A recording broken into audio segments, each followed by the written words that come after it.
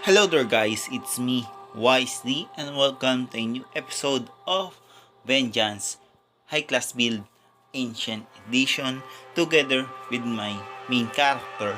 And so, let's start off with this new update of 1.2.6 update where a developer buff some elemental damage or related, especially the the skill damage.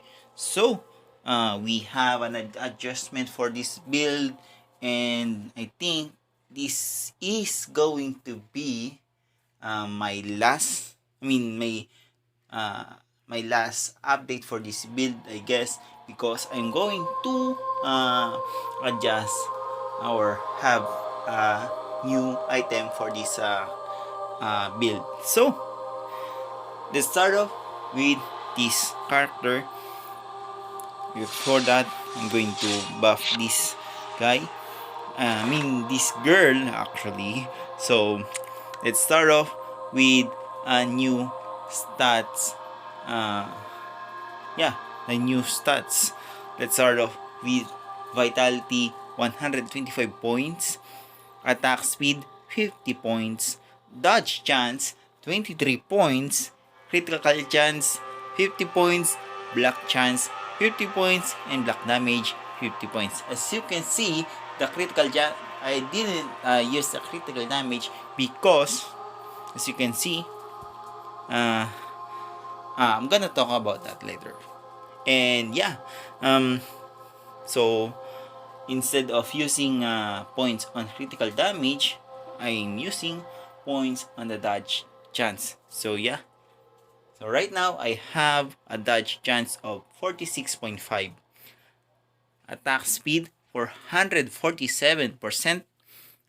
Unfortunately, we have a critical chance of 99.9%. I'm going to adjust this critical chance maybe in the future if the developer are going to have a new level cap. It's going to be, I think it's going to have it's going back to be 100%, but not exact, but it's going to be 100%. So, and critical damage 375.5%. As you can see, I don't have critical damage on stats points, but I have a full 375% of critical damage. Okay, let's now move on. Block chance 80%. That blocks 100% of block damage. Movement speed 176%. Fire damage 400 to 500. Ice damage 735 to 843. Lightning damage 38 to 4,950. Poison damage 1,335 to 1,553. And for skill damage 100, lightning skill damage 360. And I forgot to mention my main stats. Health to 20,661, 6,937 mana, 42% defense, and 110% magic resistance. And let's now move on to let's now move on to an equipment. Let's start off with a unique with a helmet from Retribution of Ancestors that has 6% magic resistance. Source of Torment chest that has 6% magic resistance. Source of Torment belt that has 6% magic resistance. Healer cloth pants that has 2% magic resistance and 3% black chance. Walkers plus 12 that has 7% magic resistance. Nobleman's ring that has 4% magic resistance. Ring of Equality that has 4% magic resistance. Thief's Sign that has 24% attack speed. Ferocious Rune of Legion that has 48% attack speed. Retribution of Ancestors Shoulders that has 6% magic resistance. Source of Torment Reese that has 12%. 64%. 36% attack speed. Healing Touch that has 24% attack speed. Absorber that has 3% black chance and 6% magic resistance. And a main weapon, Solarus Rat, that has 24% attack speed. All of them are plus 12, so I'm not going to mention about it.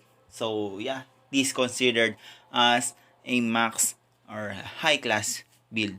So let's now move on to a skill tree. So yeah, let's start off with a passive vitality 2 points that goes to elemental resistance 3 points that goes to a unity of elements of first buff 20 points. Of course, let's now move on to passive black chance 5 points and passive black damage 5 points. Passive vitality 3 points that goes to passive critical damage 2 points. Lightning skill damage passive 1 point that goes to passive lightning damage 10 points. Passive vitality 3 points that goes to passive vitality 1 point that goes to passive vitality 3 points. And the last, Spirit of Beast, a second buff 20 points. Let's now move on to another vitality 3 points that goes to passive black chance 5 points and the passive black damage 5 points, which goes to a unique passive reliable shield. Of course, we have Azil, a third skill buff that has 20 points, which goes to a unique passive fanaticism.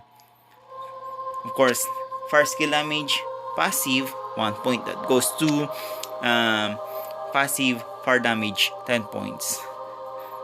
That goes to a unique passive strength of mind.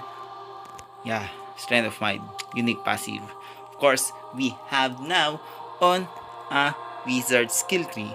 Let's start off with a passive spirit 1 point that goes to passive elemental resistance 2 points goes to a passive spirit 2 points, which goes to passive critical chance 2 points, which goes to passive spirit 2 points, which goes to ice damage 1 point only. Maybe in the future that level cap increases, maybe I should also increase this. Let's now move on to a rogue skill tree. Let's start off with a passive critical chance 5 points, which goes to a movement speed 1 point, which goes to a passive dexterity 2 points, which goes to 10 points of poison damage passive, which goes to another passive critical damage 1 point. And last but not the least, the last skill buff, Agreement of Shadows 20 points. And that's it for today's video. Thank you guys so much for watching. We upload videos every Monday, Wednesday, Friday, and Sunday, so make sure to subscribe. Ideas and suggestions, let me know in the comments, and we'll see you guys on the next video, and have a good day.